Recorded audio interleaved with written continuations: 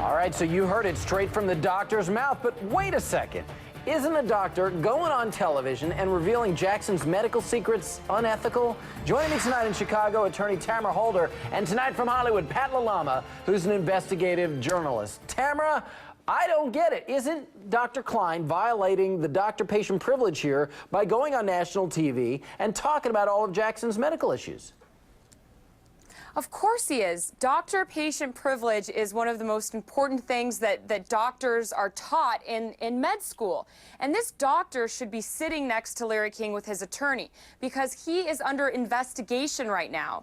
And so he needs to be very careful about what he says and what he discloses. If Michael Jackson wanted everybody to know about his plastic surgery, about his lupus, about his skin disease, he would have talked about it.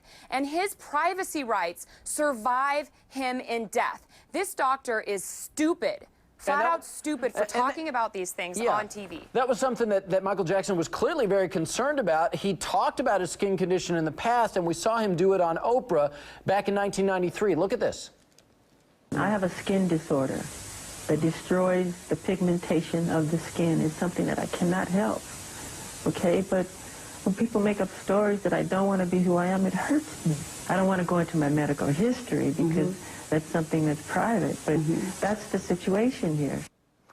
All right, so Jackson himself said that he didn't want to go into his medical history because it was a private matter.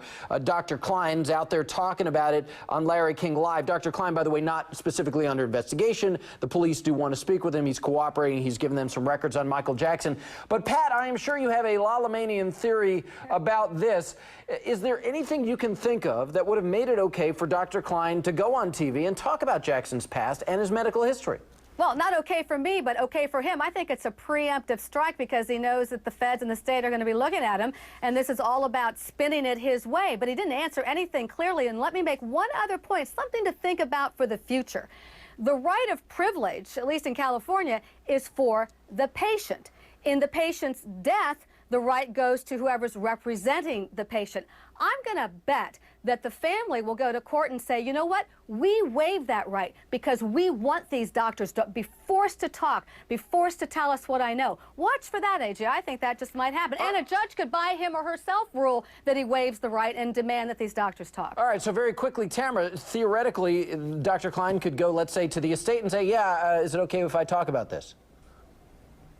Well, yes, and they do have to give permission, but I disagree. I respectfully disagree. The family has never openly talked about Michael Jackson, and if they want him to disclose certain aspects of his medical history, that's because they want it for their own personal reasons, or if there's going to be a criminal investigation. Got it. But not to share with the public. Okay, got it. Got to end it there, Tamara Holder and Pat Lalama. I really do appreciate you sounding off on this tonight. We've been